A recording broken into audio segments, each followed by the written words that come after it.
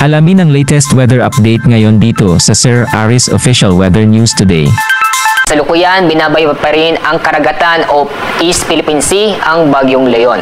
Kasalukuyan, ang layo ng sentro o gitna ng bagyo ay nasa 450 kilometers silangan ng Apari, Cagayan. Bahagyang lumakas ang bagyo habang ito ay binabaybay ang karagatan. Ngayon, ang lakas ng hangin malapit sa gitna ay umaabot sa 155 kilometers per hour, samantala ang pagbugso ng hangin ay umaabot sa 190 kilometers per hour. Inaasahan pa rin natin ay ito'y kikilos sa direksyong northwestward o patungo sa extreme northern Luzon sa bilis na 15 kilometers per hour. At narito ang ating forecast track ni Bagyong Leon. Inyo makikita, inaasahan na ito'y tutungo sa extreme northern Luzon and then dadaan sa Taiwan area bago lumabas ng ating Philippine Area of Responsibility. Ang araw na kung saan pinangmalapit ang sentro o gitna ng bagyo sa Batanes area ay pagitan ng Thursday na madaling araw o tanghali. May posibilidad o natin sinasantabi na ang sentro o gitna na bagyo ay maaaring mag-landfall sa Batanes. Inaasahan pa rin natin habang binabaybay niya ang karagatan ay lalakas pa ang Bagyong Leon.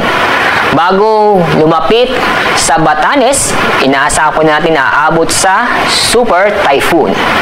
Kapag hindi magbabago ang track nito, sa araw ng Thursday ng gabi o Friday ng madaling araw, inaasahan nasa labas na ng ating Philippine Area of Responsibility si Bagyong Leon. Narito ang mga lugar na sa ilalim ng Tropical Cyclone Wind Signal. Karamihan ay Northern and Central Luzon.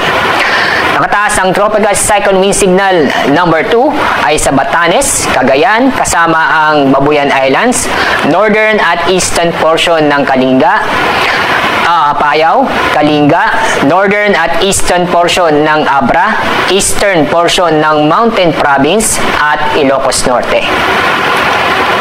Ang mga lugar po na nasa ilalim ng Tropical Cyclone Wind Signal number 1 ay ang lalabing bahagi ng Isabela, Quirino, Nueva Vizcaya, lalabing bahagi ng Mountain Province, Ifugao, Benguet, lalabing bahagi ng Abra, Ilocos Sur, La Union, Eastern portion ng Nueva Ecija, buong Aurora, Northern portion ng Quezon kasama ang Pulilo Island, buong Camarines Norte, Northern portion ng Camarines Sur, at Northern at Eastern portion ng Catanduanes.